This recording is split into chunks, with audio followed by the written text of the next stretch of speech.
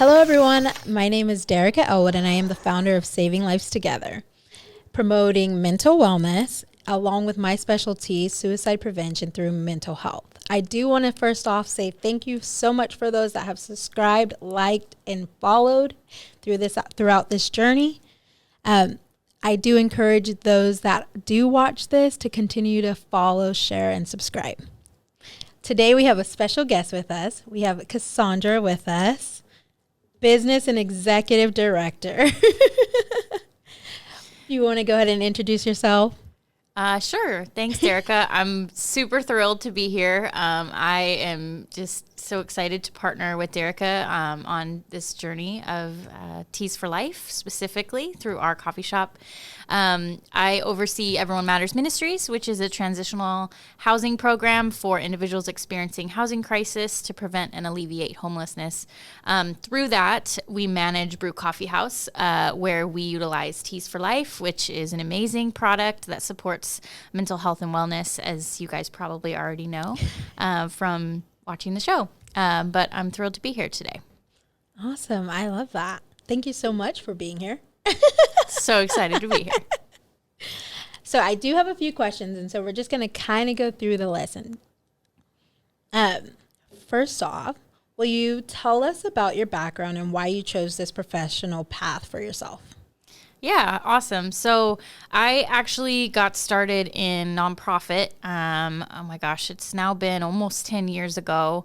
And I started out in full-time church ministry, working with kids and working with volunteers. And so that just kind of brought me on a path towards helping people explore their gifts and their talents and all of that.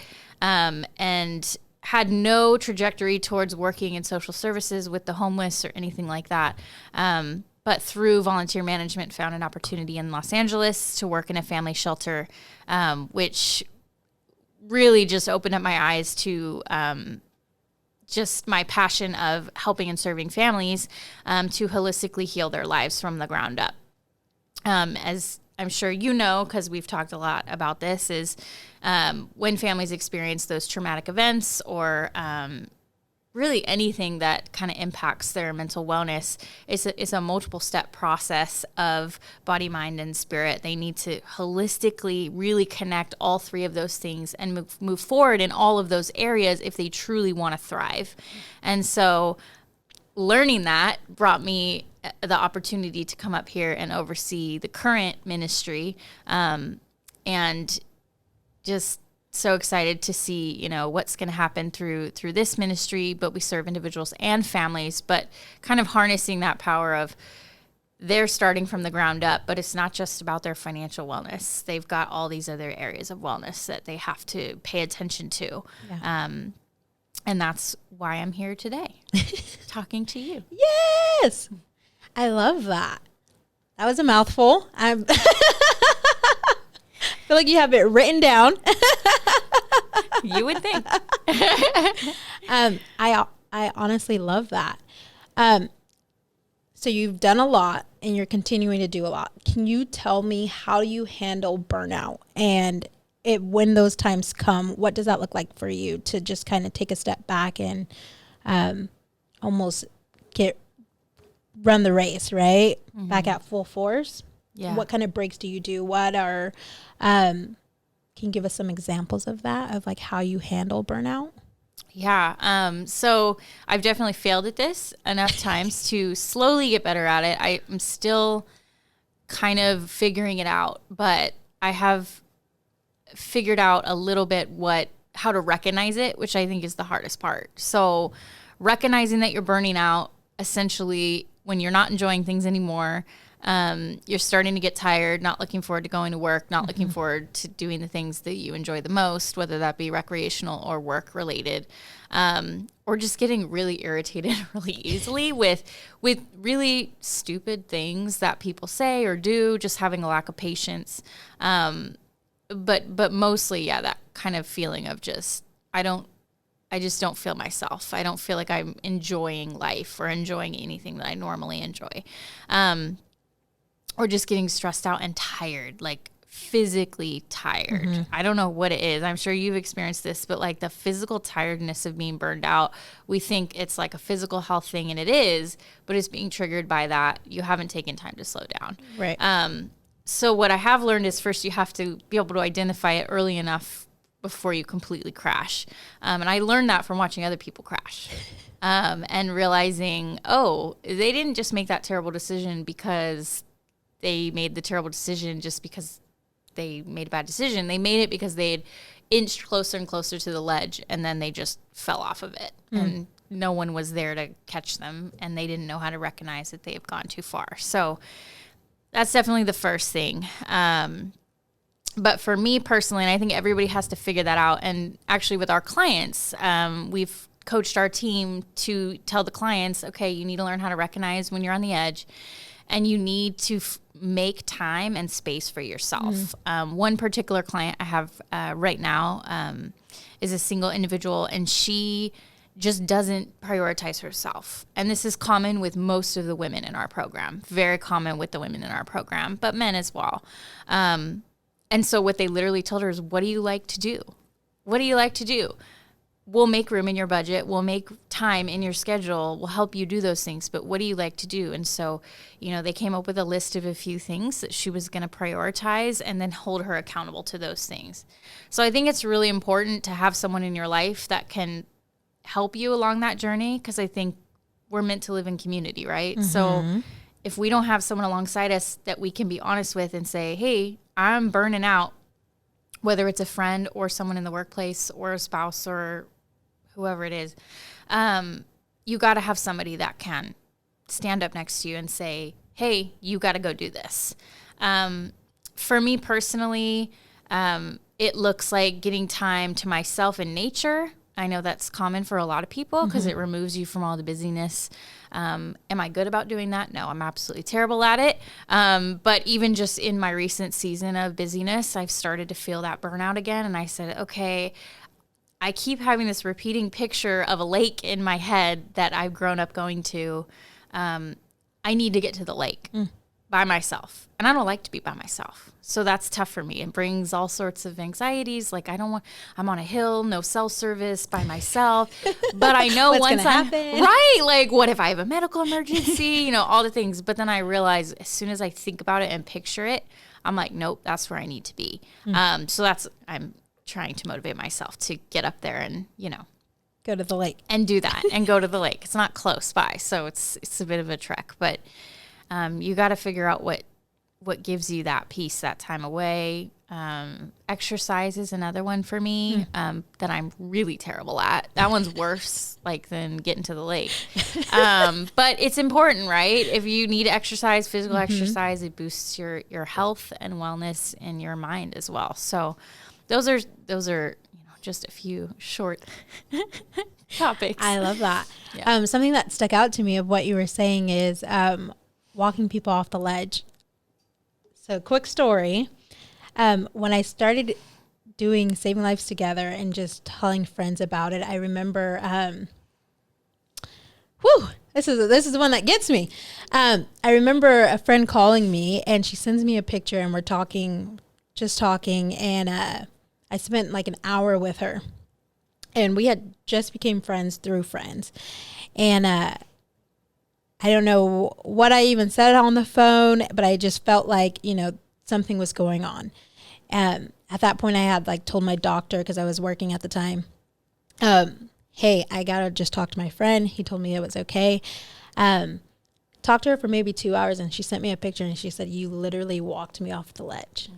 And I still have that picture till this day, and I still talk to her till this day. And I'm like, that's one of those, I can't stop because there's so many more people that need to be walked off the ledge, right? So that was huge for me.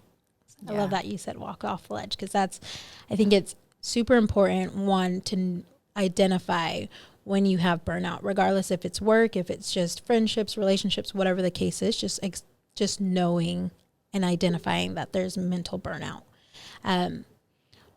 Another thing is, for Saving Lives Together, we have a journal. We're working on it, me and my mentor. And it's going through those steps of just doing a check-in. So mental check-in. What are you grateful for? How are you feeling physically, mentally, spiritually? And then it's like a 5-minute devotional or a 5-minute journal sequence, you can call it. And just getting yourself into a place of 7 days a week going into this journal. If you have nothing else, fill out the journal and just do it. And that's one thing that now you're putting in your schedule. One thing that gives you a 10-minute break, whether you do it in the morning, at night, or throughout the day. It's something that's yours to do for at least 10 minutes to get that peace, if you will, by yourself, or take that time for yourself. Yeah, and put it down on paper. Yes, it's real when it's on paper. It's real, and then later down the road, you see your progress. You Yeah. see how far you've come. Yeah, Because a lot of us store our memories deep, deep down. Yeah. And so you can look back, right? It's part of journaling. But I'm excited about that. I think I already told you I expect an advanced copy of that. Yes, we're working on it. I'm We're excited working on about it. I'm excited about it. I'm going to push. I love that. So we kind of talked about this, but you talked about personal outlets, but how, when you need time away, because you do have kids, you have a husband, you have everyone kind of just weighing at your shoulder, even your workplace, how do you get the support of them, of just telling you, okay, it is okay for you to go spend time by yourself, or them even acknowledging, hey, we see that you seem like you're burnt out. How can we help? What does that look like in your day in life? Yeah. So for me, it's usually me identifying it. I don't know why that is. I don't seem to have, maybe I fake it well on the outside. I don't know. But what I usually have to go and say, I think I'm getting to the point where I need a break. Sometimes my husband will be able to identify it and say, hey, I think you need some time away, or do you want to go out for a little while, or whatever it is. But I think maybe the reason it's usually me is because I'm a highly vulnerable person, and that's something that a lot of people I know struggle with, being vulnerable. But even with my employees, even with the people below me, I let them know, like, hey, I'm depending on you guys, because if I have to fill in every day, or I have to answer every question, I will burn out on you. And I don't want to do that. I'm trying to protect my health. So I need you to be aware that I'm aware of my health, and I'm aware of your health, and we need to be open and honest with each other. And it prevents me from being isolated as a leader. I think business leaders of all kinds tend to isolate themselves at the top, because they think they can't be honest and vulnerable with the people underneath them. And what I've actually found is, not only does it help them to be vulnerable with you and with each other, it helps you feel less isolated. And of course, there are boundaries, you have to keep in play. I don't know what those are yet. I'm still learning. I'm learning. There are. I mean, you have to be careful, right? You can't just be a complete hot mess crying on the floor, while your employees are like, who is this? Why is she in charge? But I think it shows true leaders show vulnerability and are honest about their faults and their failures. And it helps us, create this culture of acceptance, and it's okay to not be okay, as long as we're working our way out of it and supporting each other. So totally. I love that. Words from the wise, guys. Wise-ish. The last question I do want to ask is, do you ever stop and take a moment to reflect all the work from where you started and where you are now? And what does that look like for you? Ooh, that's a really great question. I don't do it enough. I can tell you that. Part of the reason I want to take time away, even if it's just one day, is to really reflect over that. But truly, the story of me getting to where I'm at today is so miraculous in itself. Taking a huge jump from being a supporting role to a leadership role. I reflect on that a lot, because people ask me a lot, what was your trajectory? How did you get here? Because I've only been in my role for such a short time, I still get that question a lot. How did you get here? Tell me your story. So I have an opportunity to reflect on it a lot, but to really deeply, through thankfulness and reflection, I think you have to get away to do that. Especially, I'm an audible processor, so that either has to be talking or writing. Writing is what I do when I'm alone, because like I said, don't really like to be alone much. But I think reflecting is really important because it creates a thankful heart and a thankful mind, and it helps you remind yourself. And I'm constantly reminding my family of this, like, hey, the one way to keep moving forward is to remember where you've started and where you've come and where you've seen growth. Because if we don't see growth, we tend to get discouraged, right? Really easy to get discouraged, especially in the roles that we're in, trying to create something, trying to move something forward, trying to push something, and to see where it's going to go. We don't know where it's going to go, right? It's kind of like, let's try this. Let's see what works. Let's see what goes forward. But if we don't reflect on all the wins in our personal lives and our professional lives, we kind of get stuck like, oh my gosh, and that discouragement sets in. So it's super, super important. I love that. So that you're just telling me you got to take time away so you can reflect and have time to yourself. Yep. We're going to make that happen. I'm going to hold you accountable to this.